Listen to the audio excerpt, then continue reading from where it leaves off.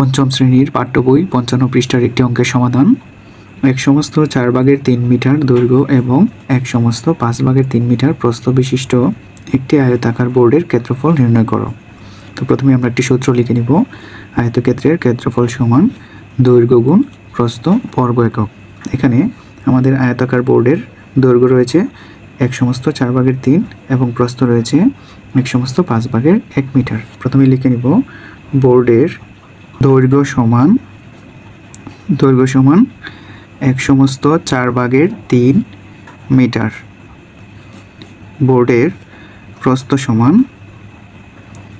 সমান এক সমস্ত 5 ভাগের 1 মিটার। এবার আমরা সূত্রটি বসিয়ে নিব। আয়তাকার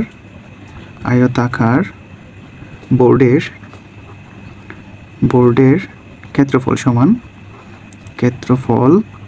সমান দৈর্ঘ্য গুণ প্রস্থ এবং এককটি দিয়ে দিব বর্গ একক। আমরা এখন দৈর্ঘ্যের জায়গায় দৈর্ঘ্য এবং প্রস্থের জায়গায় প্রস্থ বসিয়ে নিব। দৈর্ঘ্য এক সমস্ত 4 ভাগের 3 গুণ প্রস্থ এক সমস্ত 5 ভাগের 1। এবার আমরা লিখব বর্গ, যেহেতু এককটি মিটারে রয়েছে আমরা এককটি বসিয়ে দিব বর্গ মিটার। প্রথমেই ভগ্নাংশ দুটির সমস্ত ভাঙিয়ে নিব।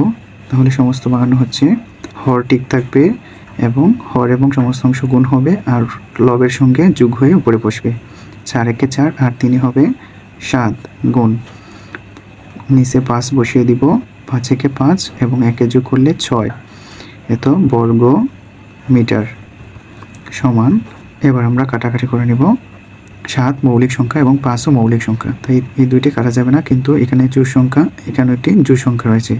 তাই আমরা 4কে যদি 2 দিয়ে ভাগ দিই তাহলে আসবে 2 এবং 3কে আমরা 2 দিয়ে কাটতে পারি, আসবে 3 সমান নিচের সংখ্যাগুলো গুণ করে দিব এবং উপরের সংখ্যাগুলো উপরে গুণ করে দিব।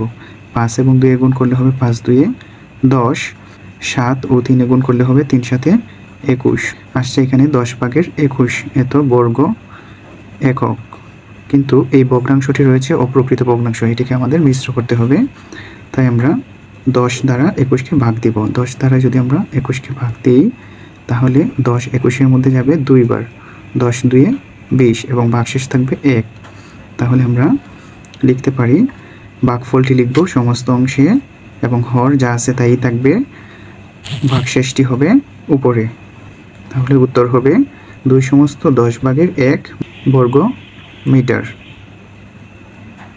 উত্তর 2 সমস্ত 10 ভাগের 1 বর্গ মিটার।